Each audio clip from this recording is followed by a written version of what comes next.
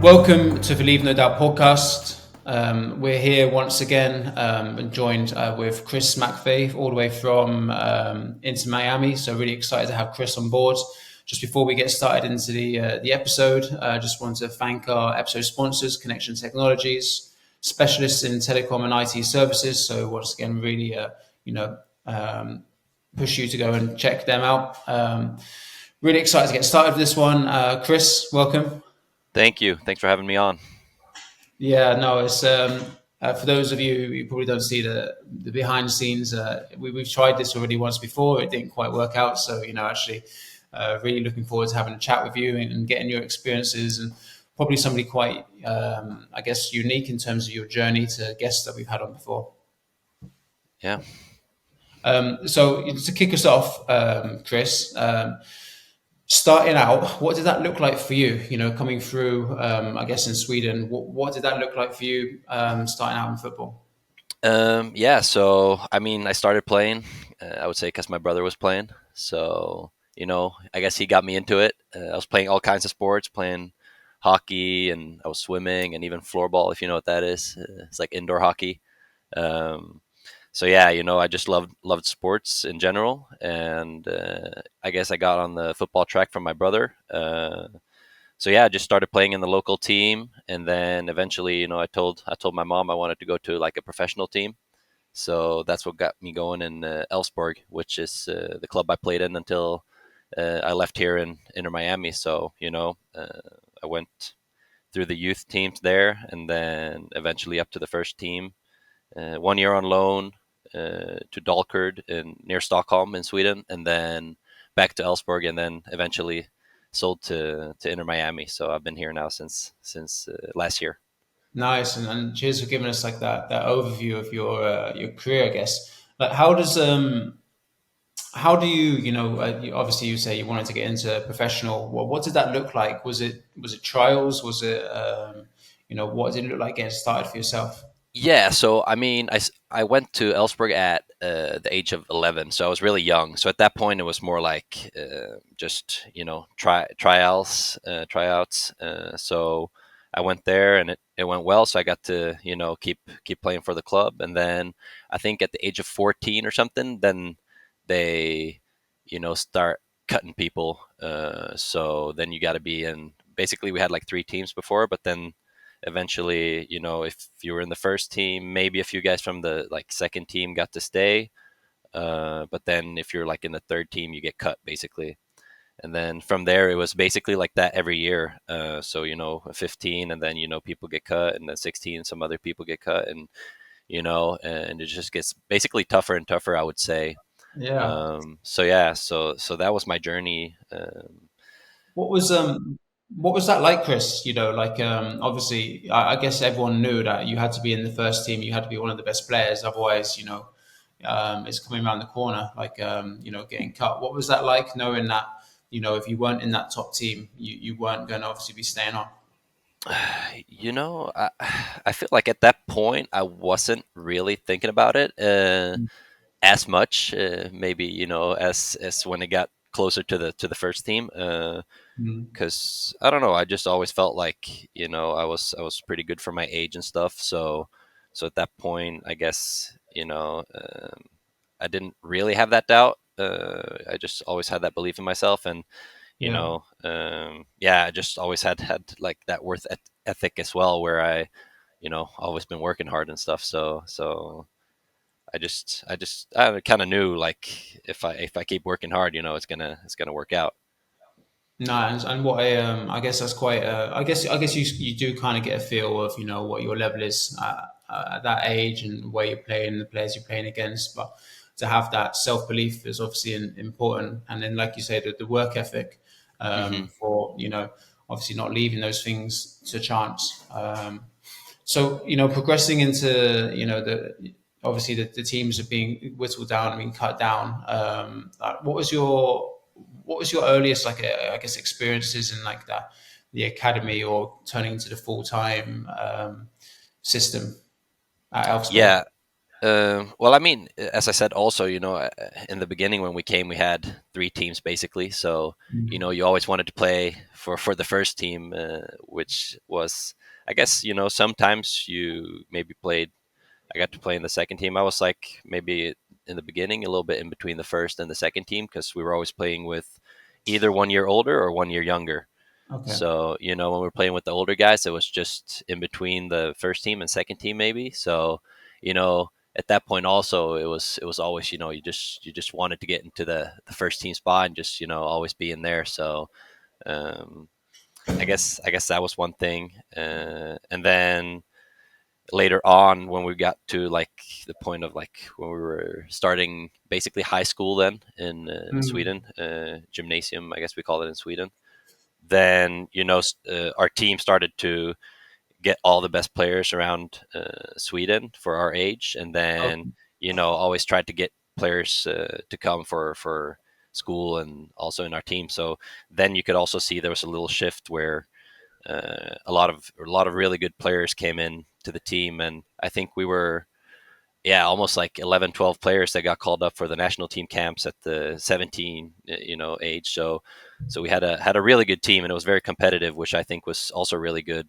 where you got that in every training. And it was also, we were 11 people maybe in the camps, but then again it was always like maybe just three that got called up for the games. And you always wanted to be one of those three, so even in our Yeah. practices, it just kept it was a fight, and in every practice basically you wanted to prove that you were the one that deserved to go as well. So I definitely think that helped as well, where it got very competitive and we had a lot of good players that pushed you to get even better.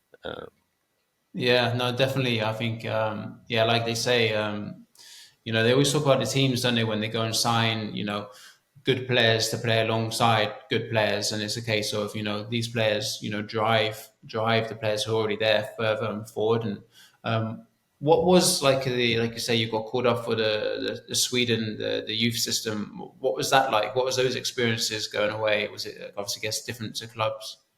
Yeah, I don't know. It was definitely different because first of all, it's like the camps are pretty big, so there's still a lot of players in the national team camps. Um, but then that's the same thing there. Basically, like you want to be, because there's only maybe 20 players in the squad. So Mm. out of those most people, then you got to get called up for the games and stuff. And I didn't get called up in the beginning a lot, and never really a lot. But there was one point where I was doing really well in my club team, and they saw it. So I got a Mm. couple of games in the youth national team as well. Um, so yeah, I mean that was basically it for that. I guess even though you might have been going along to the training camps and obviously a different environment, there's still loads of experiences and loads of learnings. I guess you could take from that and put back into your club when you came back into club as well. Yeah, definitely. Because even then, as I said, of course we had already a lot of good players in the team and stuff. But then Yeah. again, you always feel more comfortable, I would say, playing in the club team. Whereas when you go to the national team, maybe you feel like, you want to prove yourself real good. And then, if it doesn't really go the way you want it to, when everything's a little new, you don't know the players. And, Mm. at that point, maybe I wasn't even thinking about that, oh, you got to get used to the players a little bit and stuff that's going on there. So that definitely was tough, where I felt like I played better in my club team than when I was coming to those camps. So I wasn't really like too fond of the camps there, but it was also because maybe it's a little uncomfortable coming there and stuff as well. Welcome to the Leave No Doubt podcast. I'm so excited to welcome our new sponsors, Connection Technologies, a market leader in business-to-business tools ranging from business mobile, hosted telephony, and fixed line services. Head over to their website at www.connection-technologies.co.uk, fill in their inquiry web form and find out how Connection Technologies can support your business moving forward.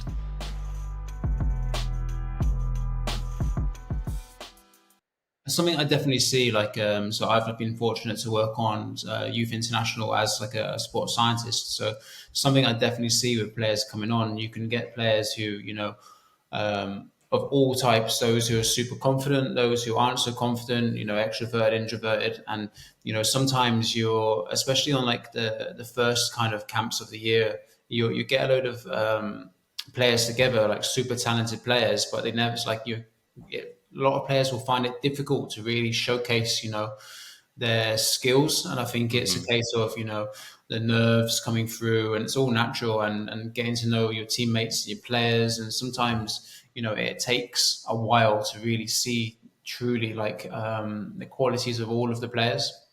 Yeah. No, yeah, I definitely agree with that. And then it got to the point where I wasn't too worried about like youth national team either. Yeah. I always had like good talks with my agent, and at the point we were just talking about like just focus on the club team, like because I Mm. wanted to get up to the first team and play in the highest league and professional, and then let the other things come Yeah. when they come. So then I was just more focused on the club team, and I think that was a good way to go. Don't worry about if I get called up or not. That's more of a bonus thing. Where as Mm. as the club team that mattered most to me at that point. And it's quite interesting, and that's a really good insight you've given us there, like how the support network you have around you was able to guide you and support you in those cases. Who was there any like really, you spoke about your agent helping there, but was there any like really influential coaches or people to you, as you were progressing in those early stages that Yeah, really. I mean, definitely all the coaches we had in Ellsberg were always really good and Mm. helpful.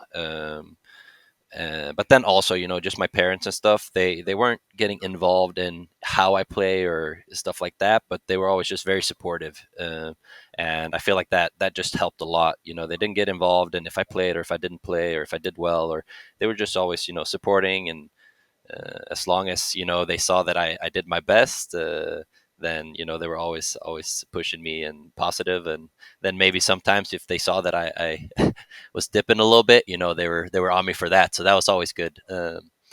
Yeah. Yeah. And super super valuable, and something that we can't actually just belittle in any way. Like you actually, just being there, I think is probably like the most important thing. You see, like coming through and just supporting in that way. Hmm. So moving into the first team at Elfsberg, like what did that look like for you? Um, yeah. So as I said, we had a really good team with a lot of good players at our age. And there's basically just a limited slots for players to get into the first team. Yeah. So we even played like youth national teams and stuff. So we got into play like after the group rounds, and we got into the playoffs, and we got to play like Real Madrid, which was a pretty Oh cool wow. experience at Yeah. a age where we were like 17. So and then a lot of players there had already played for their first team and scored goals in La Liga and stuff. So that was Mm. also a good experience for us. How did you get on? We lost 3-1 at that Hey, game, that's respectable, unfortunately. though. Yeah, But yeah. yeah, we hung on there. It was like 1-1 until the 75th or something, and then they scored two late goals. So, uh, Is there but any yeah, learnings you like you can take, around about your game when you go, I say the jump or play up the level, like against the Real Madrid, like you as a player, like is anything you walked away and thought, oh hold on, this is the gap, this is where I need to get better, is there anything that you reflect on and thought actually this has impacted me positively in that way? I mean, yeah, maybe. They were just very good with the ball. I Mm. would say so. In that sense, it was like a tough game for us because the other games we've had, it wasn't we were always the team with the ball. So there was a little bit of difference there where we got to a game where we were actually defending a lot and stuff. So I wouldn't say like anything that major, but you could still see there's a little gap since as I said, we had a really good team and a lot of good players for like Sweden and stuff. Mm. So um, there was still a little gap there. So everyone knew like, there's more steps to take, and we still got to get better. Um, and I think we all like knew we were good players, but we still knew there's more ways to go. You could always get better, and I guess Yeah. that's mostly what you took away from that. Nice. Yeah. And then, yeah, sorry, I stopped you. You're discussing. So, you obviously had a good team, played against Real Madrid, and where did that Yeah, yeah. So then there was after that we had like one more season, I guess, before, and then some I think it was three players that got called up and got the contract with the first team, Mm, where I felt also like I had been one of the better ones in the team, and I felt like I deserved a chance as well. But at that point, I didn't get the contract, so that was very tough because that okay. got you thinking for sure, like, okay, like if I don't get a contract here, what do I do? I guess also like the team always got in your head a little bit, like you got to make it here, whereas that's not the case. There's always other ways to go. Um, but at that point of time, that was my feeling. Like I gotta make it here. So And a lot of pressure, I guess. A lot of oh, pressure. Seeing people around you waiting for your chance. Knowing that you feel like you have to make it through there at that club. yeah, definitely, definitely. And as I said, I felt like I deserved it, but I didn't get the chance in the beginning as the other people did. So Mm, so that was definitely tough. That hurt a bit. So, but like I just kept going, and then I think it was took me like another. Yeah, I mean, even then, I got to start training with the first team, but I didn't get the contract like the other guys did. So, even that was just a good big step that I started getting to train with them, and mm, then, even the guys in the team and around the team were very positive to like, yeah, like keep going. You'll get your contract as well. So, I always had that support, even upstairs in the like from the sporting director and stuff as well. They're like, yeah, you're doing well and stuff. So just okay. keep going. And then I think it took me another, yeah, maybe like 6 months from when they got it, and then eventually I got my contract as well. So, but that was definitely like a tough first couple months. Mm. Um, Like this definitely shows the resilience you need to have as a young player coming through. Things might not work out the first time, but if you stick at it and keep working, like things hopefully will work out. Whether, like you say, it's where you are at, or it might be somewhere else that it happens. exactly. So yeah, and that was also a thing. I feel like in the beginning, the first month, it went really well. I was training really well with the first team. I felt as well, but then there came a point after a couple months where I got a little dip, and all of a sudden, it was tougher. Mm. And that was also before I got my contract. I Yeah. was getting in my head like, oh, I gotta get this contract, and I gotta make this. I gotta be good at practice. I gotta be, and I was having that mindset where it was when it didn't work out, it became very tough.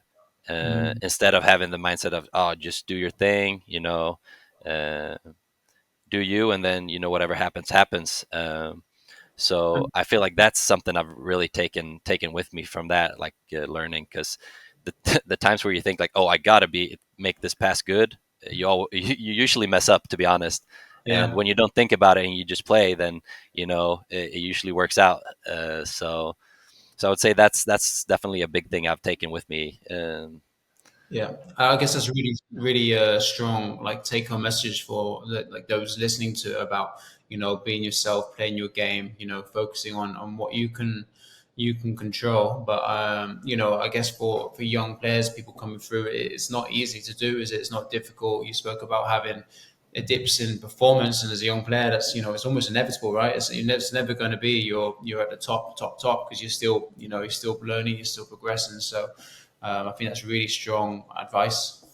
Yeah, no, definitely. Yeah, because if it definitely like got in my head, thinking like I got to get this contract, So then everything from there was just like I couldn't miss a pass, and then if it did, it got in my head, and then I was thinking about it, and it just affected the whole training, and and then it doesn't feel good. You get a little like lack of confidence, and instead thinking and just like like I'll do me, and whatever happens happens, and then you just give 100% every time, and then usually it works out. But that's also easier said than done. So you got to be strong mentally, definitely, in this game. Yeah, definitely. So what did your time, I guess breaking into or getting the contract, what did your time look like in the first team whilst you were at Ellsberg? So yeah, I started training, I would say, like 2015 with the first team. That was like when I got my first trainings with them, and then I got to train every once in a while that year. And then I think it was 2016. I had it's like a contract, but where you train with the first team, but you still play games with the like youth team, Yeah. basically. So you get a little bit both. Like you're a little bit in between, but it's a different type of contract, as just a youth contract, I guess. How was that year? Because I find that's always like a really tricky period for a lot of players. You're either the best players in your 21 setup, so you're up playing with your first team, or you're in around the first team, but you drop down to play games. You kind of fall into this like little like hole between you're not quite getting looked after by first team, but you are by 21s or not 21s, and you're still in. How was Yeah, that? no, that was definitely tough. I still remember it. Every time you just wanted to play with the first team, and then when you had to Yeah. drop down, it's very difficult. But as I said, I just always got the support from my parents as well. They said just keep working, and Mm. I knew I was close as well because I was up there training with them. So Yeah. um, And important just to get the games, I guess, to take every opportunity that you have, if you're not getting the games to the first team, to play with the 21s, to focus on the training with the first team because you're training at that, hopefully higher level. definitely, no, I agree. Yeah, definitely. Sorry, yeah, and I interrupt you again, but you're explaining like, yes, you started, in that in between year. Yeah, and then that was like that in between year, and then 2017, I got my first debut game, so I got to debut, which was big.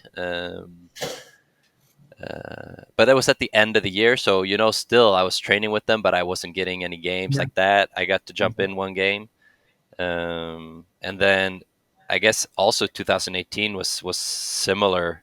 Um, there I felt like I'd been in the squad for a while, and I was getting to the point where I should be playing, but still I wasn't getting the starts that I wanted. I had my first team contract, and I got, I think, half a game in the summer, and at that point, I had a really good game actually, and I Mm. I tore my LCL ligament in the knee, so I was out for almost 6 months there, and Mm. uh, but then again, like just that game, like basically, I think was really important for me as well because I really showed, what I went for there. Yeah. Um, so at that point, it was really tough because even then, the coach came to me and saying like, you looked really good. We were about to start playing you and stuff. So that was also tough to hear, at that point. Mm. Um, where like you don't really want to hear that once you get injured, like Yeah. so that was difficult. But then again, I felt like, okay, now they really see me, and they're planning to, like, when I get back, I'm gonna have a spot to play. Mm. So then I guess the that's year, the motivation to get through the injury, right? So you're coming back. yes, Like, I've got a chance. definitely, Yeah. definitely. But yeah, then I got back, and then in the beginning of that preseason, I'd come back from injury. We decided that it was best for me to go on loan for half a year, just because get playing times after that half a year I lost. So I went to Dalkurd on loan, which was second highest league in Sweden at the Mm-hmm. time. They'd been in the highest league, but they went down the year before I came. Mm-hmm. So yeah, so then I went there, started playing a lot, and then I got injured again. I pulled my hamstring, so I missed a lot of games. So at that point, we decided, okay, let's just get the loan for the whole year, so I get more games since I missed so many. Yeah. And then yeah, and then I played that whole year there, basically, except for those games I was injured, and it was really good for me. Because there is, as I said before, I felt like, okay, if I don't make it there, I can make it somewhere else, and Mm. I was playing every game that I went on the loan, and it was really good for me. And just even in that sense, where I felt like, okay, I got that feeling that, okay, if I don't make it here now, I can make it somewhere else, and I've like proven it. Yeah, and So confidence you get from going and playing. Like we speak to lots of, we've had lots of guests on the podcast, and so many players talk really highly about actually going out on loan and playing those games and having those seasons, development seasons, and how important it is for players. So, I think you're just echoing that really with actually to get out there, play games, get the confidence, actually establish yourself as someone who becomes, I guess, a senior level football player. yeah, no, definitely. So no, that was really good for me as well. Because then even the year after, I decided to renew my contract and come back to the old team. Mm. And then when I went there to Ellsberg, I always had that in mind. Then it really helped me, because then I knew, okay, if this doesn't work out, I always have other spots I could go and play well and succeed in. So that was great. And then that year I started playing a little bit in the preseason. I was so supposedly I was supposed to start even more, but one of the old captains that's been like out in Europe and stuff and played for the team before decided to come home, which Okay. at that point they didn't really know. So Yeah. um, that was tough, because then when he came back at my position, I was playing right back at the time. Hmm. It was just basically he got back straight in, and he got the captain. He became captain straight away. So then it was really tough, because at that point I was feeling like, okay, they got me back because I was gonna start, and then he came in. So that was just another hit, basically. It felt like at that point. Mm. So I How, got a couple of games here and there then, but it wasn't as I expected at all. So we decided that, okay, maybe I try playing at center back. So that's when I basically started playing center back, which I have been like now ever since. So you can always see the good things from it as well. yeah, yeah. Uh, And so that came about from that season, right? That season where the player, yeah, like, played in your position. You're not going to get in there, so you moved and developed in another position. exactly. And I did really well at that position. So Yeah. I started playing a lot, and then the year after, I was playing, almost every game, and had a really good season. So, Mm. um, yeah, no, it was tough at the moment, but then it turned out well, and after that, I had some great time with the team, and then Inter Miami saw it as well, so they decided to buy me after maybe like 2 seasons playing. And even those 2 years I was playing, we did really well. We came second in the league, and then the year after we came fourth, but we had Mm. more points that year than the year before. So we came from yeah, Um, from 2 good seasons, and it was great yeah. getting to play a lot as well. So One of the questions I had for you is, like, what were the differences, when you moved from right back to centre back? What was the biggest things that you had to learn or adapt to play the new position? Obviously doing it later on in your career. I tried the position a couple games before, so it wasn't completely new. Uh, Mm. I basically like started when I was like really young playing center mid, and then at like 13 years of age, I moved out to winger, and then I moved to right back at maybe like 15, 16. So I'd been in different positions, and then every once in a while I played some center back games. So it wasn't completely new, Mm. um, but no, it was definitely like a learning process while playing. So I had that was the coaches were great in that also, where after the games they went through clips with me and they showed me what I can do better. Mm. And I just you always learn. Even now, I've been playing for a lot of years now, but there's always stuff to learn, and there's always people you can learn stuff from. So no, yeah. I definitely, and I guess how you mentioned there, like watching your clips back or watching your games back. I know a lot of players that don't, they've got access to it, but don't do it. How important do you find it is to actually, sometimes it's difficult, but to review your games, watch it back, learn from it. um well, I think both. I think there's moments where maybe you just need to you know Mm.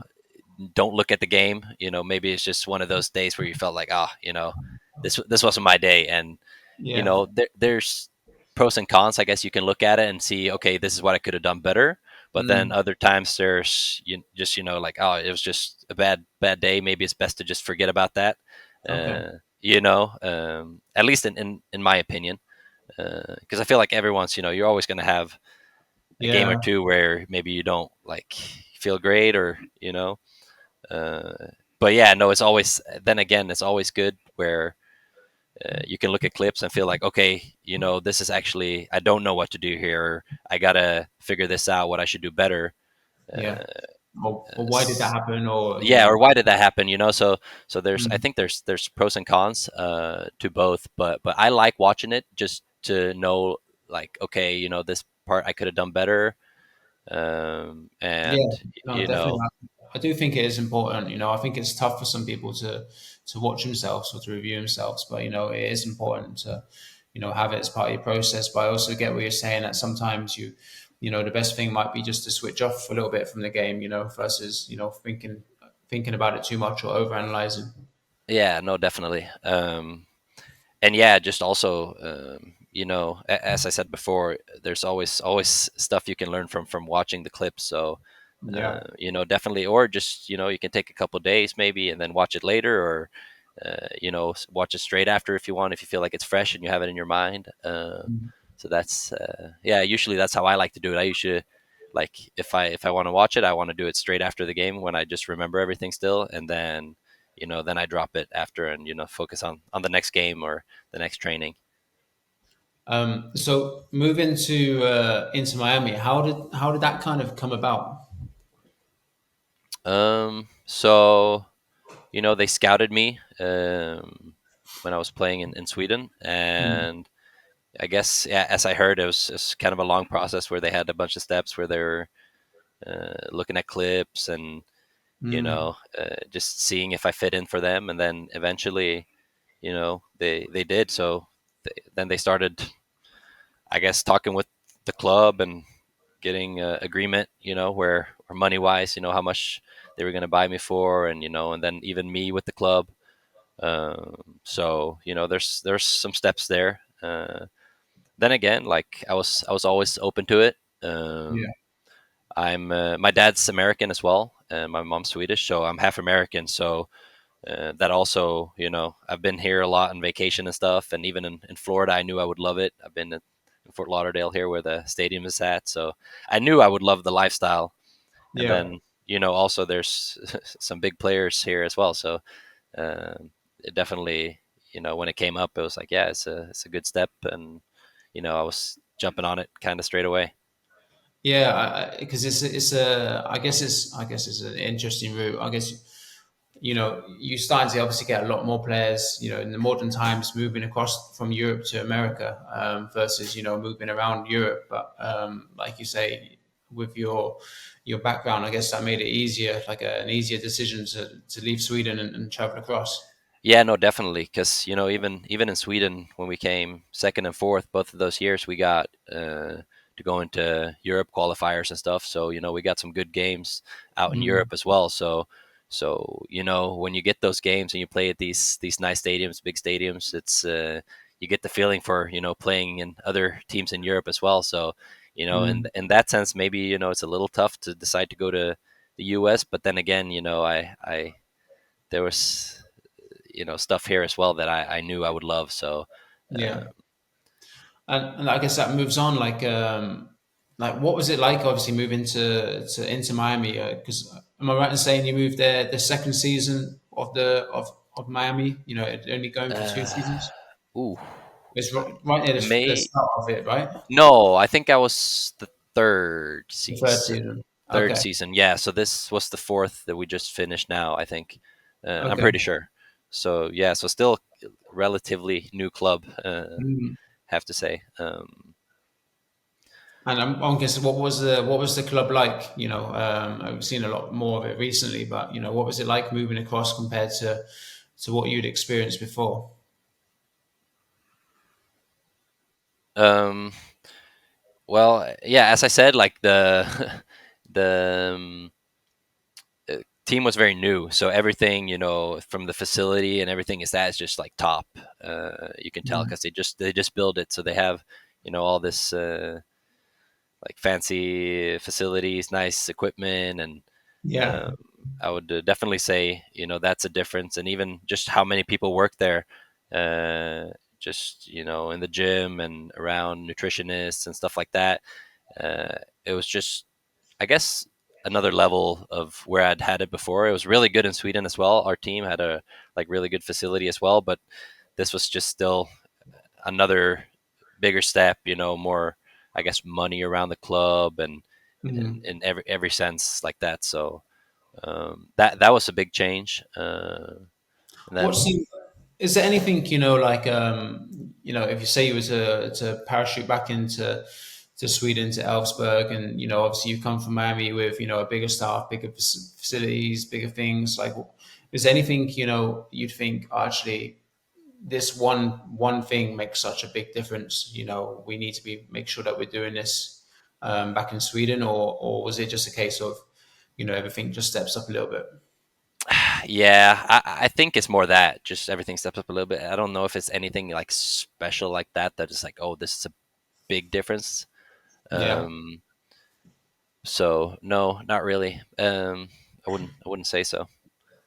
And then I guess you moved to Miami. What's the football like? What was the football like compared to Sweden for those you know players I guess over here in Europe or like who don't you don't watch a lot of MLS? What was the Yeah, no, I would say like the first thing I kind of notice is the individual skill of the players here is very high. yeah. So I guess that's also how the league is built. With how they have like DPS and players like that. Whereas there's a little more mix of really really good players and maybe some more average, but just in general, I would say the individual quality here is definitely higher. Um, then again, I always felt like in Sweden everyone's more maybe like a little tactical. Like it's very, very tactical in Sweden, whereas you're always in the right positioning. It's Mm, maybe closer games where it's 0-0, and then here it could be 4-4.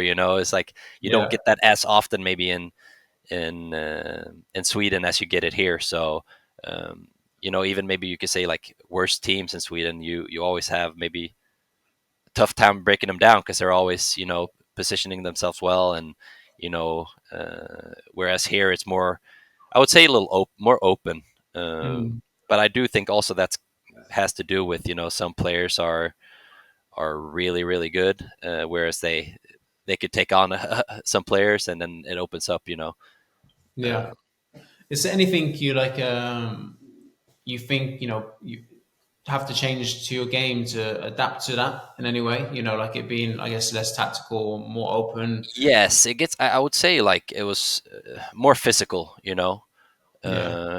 More situations where it's your physicality actually like matters, compared to in Sweden. I would say definitely. Um, Because you're having to deal with those transitions, right? You're having to deal with it when it opens up, where you might get caught. You know, you're having to work that yeah, out. exactly. But then again, I felt like that always fit me as well because I would say I am kind of a physical player as well.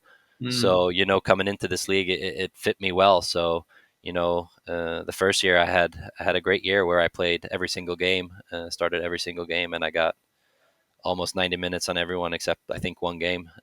So, I had a great first year, and then this second year was a little tougher for sure. The coach got kicked, and then we got a new coach in, or like a first just someone for a couple weeks, and then eventually we got a new coach. So a lot of stuff happened, and then even when Messi coming in, and just a Mm. lot of changes, I guess, the whole year.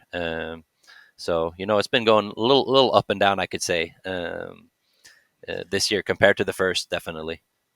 One of the questions I had for you, like obviously, throughout your career, what's been brilliant, I guess, you showed that resilience, that ability to keep going. Like, what have you kind of like adapted, or what habits have you managed to create to make sure that you can keep yourself ready if you're not in the team? You can get yourself back from injuries, look after your body. Like, what sort of things, if habits have you created to help support yourself with all that?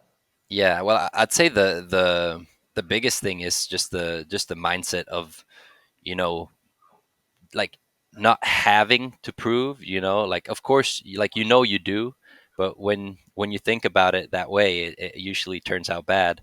And I would Mm. say that's the big thing, is like, I know what I'm capable of, and I know how good I can be. So when you get in that feeling at, okay, I just got to go out and do my thing, and do as good as I can, then usually it works out.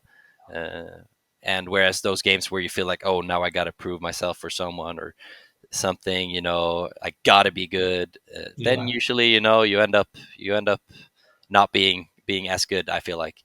So I'd say that's a thing where that's been the biggest thing for me, definitely. Yeah, no, it sounds, it's really, once again, really like strong advice. I think people can take a lot from that. And then in terms of like keeping your body ready, like is there anything that you do on the day-to-day basis, or make sure that you must make sure you complete within the week to keep Yeah. yourself So we always have, when we come into the facility, we always have, if we got to do the pre warm up at first, like individual stuff. ready? Yeah. So I always do that. We have the technical staff as well, and they're helping out if we need it and stuff, physios. Mm. So always that before practice, and then we're very important on doing our pre warm up and warm up before we start training. And then after training, we usually do like a gym session, and then Mm. after that is when basically our recovery starts. And they, as I said, that they have all the things you need in there. So there's a lot of um, game ready, where you have the ice and compression, and Mm. even the Normatec pants, and we have ice baths, and after every training we basically do that. So you always stick around for a couple hours more, doing just recovery and stuff. Yeah. And I definitely say that have helped a lot, just staying more fresh as well. And just a personal thing also for me that's been really good has been like yoga, a lot of yoga, like doing like stretching and stuff, and even swimming.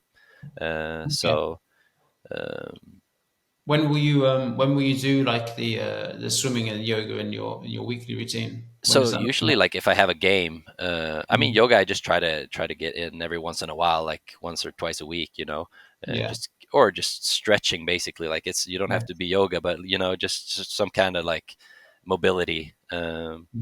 And then yeah, I don't know, the swimming is just with just small muscles you don't really use and stuff, and you get to stretch out and don't put too much like pressure on the all the body. So that's just been a thing for me that's actually helped out a lot. Mm. And is that the day after games, is it, or the day after heavy training sessions? Or, Yeah, usually that, or yeah, I usually like to move a little bit after a game, because if I just if yeah. we have a day off and I don't do anything, I usually feel worse 2 days after. So Yeah. yeah.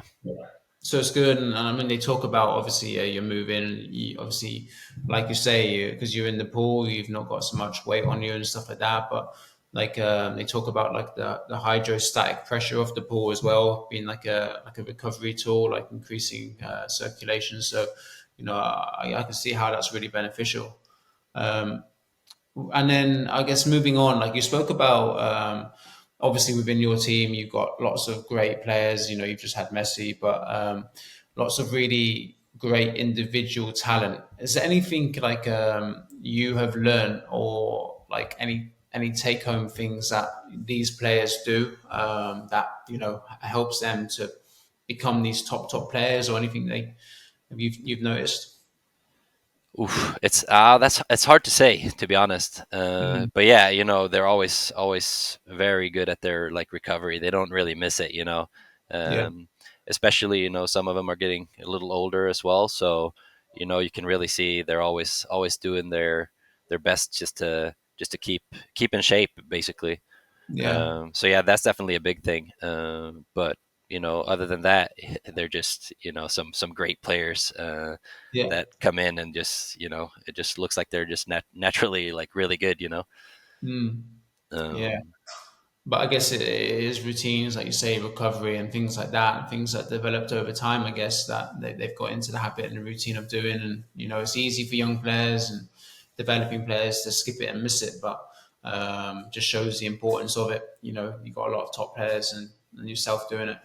yeah, definitely. And I always think as well, like I've always said you never know who's watching, and even if I'm in the gym by myself, I always have that mindset as, all right, I'm doing this for me and not for anyone else. So, I always try to just do the extra stuff I can do and focus on, and then at least I know I've done what I can do, and I think just that's the most important, honestly. Yeah, no, definitely, definitely. And that's advice I'd give to anybody, like, anyone really, like if you're in your team, you're not in the team, like it's the stuff that people don't see. It's the stuff that you're not in there. The gym session isn't for the conditioning coach who's looking after you. The gym session is for you, and you make sure that you do it to keep yourself improving. It's easy to get frustrated and knock it off, but actually that's helping nobody really. You're Yeah, the one that misses out if you go in with that mindset. So that's really, I guess, valuable and really great advice. yeah, no, I agree. So yeah, just to wrap it up, and thanks for obviously a great conversation. Yeah, of course. So just to I like to ask any real big, like, what would be the one big take home message you'd give to a young player starting out. I've got a feeling I know where you might go with this, but the same question, like what would be your one big message for a young player? I'd be just try to be strong mental. It might not always work out the way you think it's going to do, but if you keep working hard and always give it your best, then it's going to work out for you one way or the other. It might not be just the way you want it, but one way or the other, if you do the work and put in the work, then you will be rewarded for it. Yeah, no, brilliant, and I definitely echo that. So yeah, thanks, Chris. Thanks for your time, and thanks once again to Connection Technologies. All right. Thanks, Daniel. Appreciate it. Cheers, cheers.